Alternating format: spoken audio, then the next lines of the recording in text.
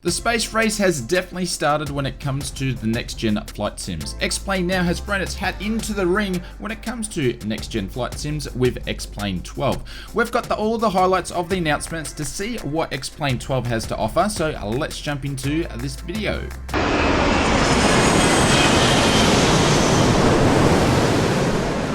Welcome to another Flight Sim video. This is where we bring you each and every week all the important news and updates on the development of flight simulations. Now 75% of you guys aren't subscribed to the channel, so if you could help us out before we jump into the video by hitting that subscribe button and the notification bell, that way you'll be notified when our next flight simulation video goes out. We have been wondering for some time now, what is the Xplane team been working on? Microsoft re-entered the Flight Sim race with its next-gen Flight Sim, Microsoft Flight Simulator 2020, pretty much 18 months ago now, and raised the bar in many categories when it comes to flight simulations. Now it's Xplane's time to see what they show, what they have to offer, and what bars they are going to raise from their previous products. So we're going to jump into the highlights and dissect all the things that come with the announcement over at the Flight Sim Expo, so let's jump into it.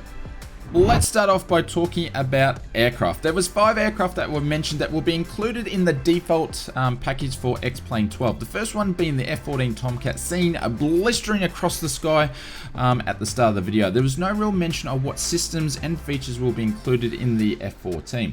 The next one was the Citation X, and the team did mention later on in the keynote that they will include a default Honeywell avionics suite which they've made for the Citation X. We saw a Cirrus SR-22 landing and taking off, and an Evo was seen around. But the main aircraft that was spoken about is the Airbus A320. The Airbus A320, they did introduce that it was going to have an all-new fly-by-wire model to make the A330 feel like it should in real life. The XP team mentioned they have gone far and beyond previous aircraft when it comes to the interior and the exterior model of the A320, and there's many systems that have been heavily developed, including hydraulics, ECAM, and more. The next feature for Xplane 12, which was talked about in the keynote, was a real weather system which has had a big focus, and it seems to have some iterations, so we're going to break those down. The real weather system works anywhere in the world, and it will have a smooth transition from place to place. This has been done with GRIB modeling data, that's GRIB modeling data, imported from a platform designed by Austin himself and injected into Xplane 12.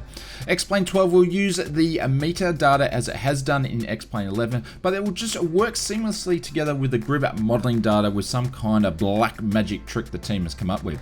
The weather now will give the sim a global forecast with a high resolution of detail near each and every airport. Clouds have been updated in the next generation of the sim as well. Before in Xplane 11, it's basically the cloud was a billboard and it turned on a swivel depending on which way the aircraft was going. Now the team have completely rewrote the cloud rendering and now using volumetric with the power of your graphics card, which they're using ray marching tech, so we should see good graphics when it comes to clouds and also on a high performance level.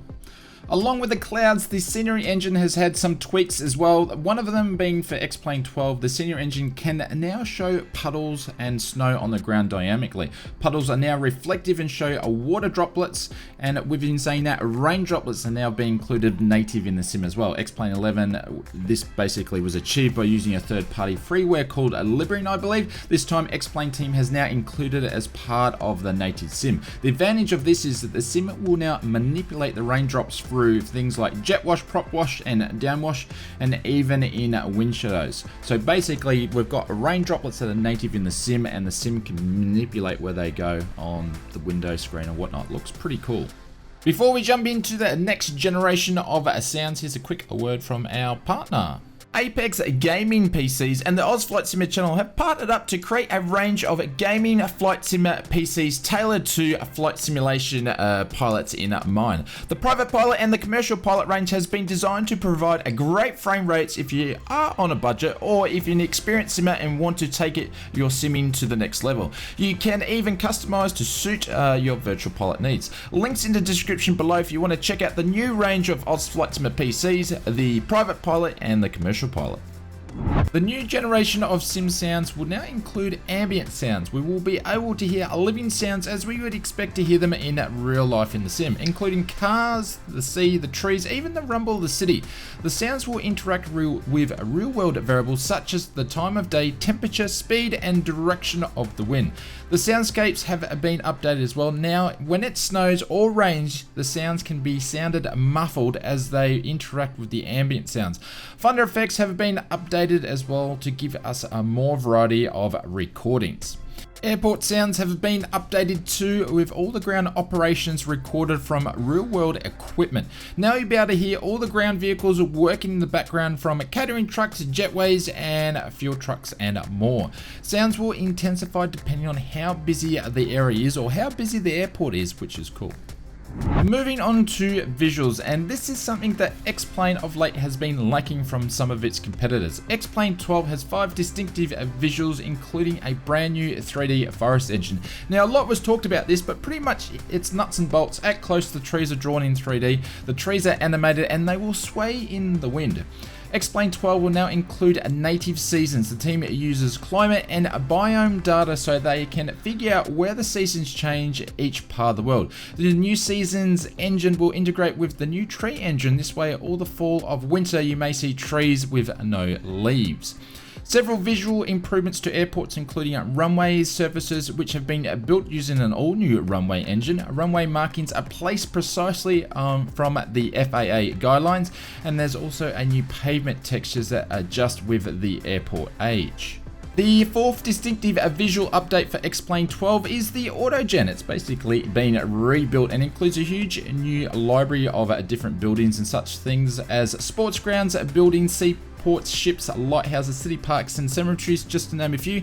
These are all sewn together with new data sources from OpenStreetMaps, NASA, and ESA, and other data sources to populate the local environment you are flying in. The last visual update mentioned was waterways. They are now 3D. The waves are affected by the wind, the speed, and the weather conditions, and the type of water, such as open sea or lakes. The team mentioned that the water simulation engine has all been moved to the graphics card to simulate ahead of time.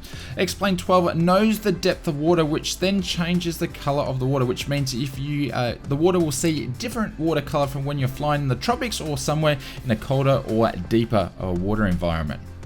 Moving on to systems. Aircraft systems have been improved in Xplane 12. They will introduce an all-new dual control system. Cockpit simmers will now be able to have dual controls that work independently of each other, just as they do in real-world aircraft. Hydraulic systems have been upgraded as well. Developers can have hydraulic systems working independent of each other, and they mentioned this will work in the A330. That becomes a default aircraft in the sim. Some instruments have been updated, including the GCU keyboard controller that will work with the G1000s that you'll see in Cirrus's, the SR22, and also the introduction of the Honeywell avionics suite, as it comes with the new default Citation X, which we mentioned at the top of the video. The last system update was the ATC, which has had a major overhaul with many new features and fixes from the past, which is exciting. Times are very exciting in the world of Xplane. Now, there's no word on when this will release and will be available for our sims, but we still have plenty of questions on features to be included. I think this is only the start, but we'll keep you posted on any major development when it comes to the world of Xplane, particularly when it comes to Xplane 12. If you like this video as part of your pre-flight checks, please hit that like button, and if you enjoyed the video, please hit the subscribe. Now, only 75% of all viewers on the Oz Flight Simmer channel are actually subscribed, so if you can hit that subscription and the notification bell, that way you know when our next video goes live, it is much appreciated. We also stream every Wednesday and Sunday at 8 PM GMT plus 10. Feel free to drop by and join in any of the multiplayer shenanigans. We generally stream on Microsoft Flight Simulator, so feel free to check that out. We're going to leave you another video here. Why don't you check that one out, and we'll see you over there.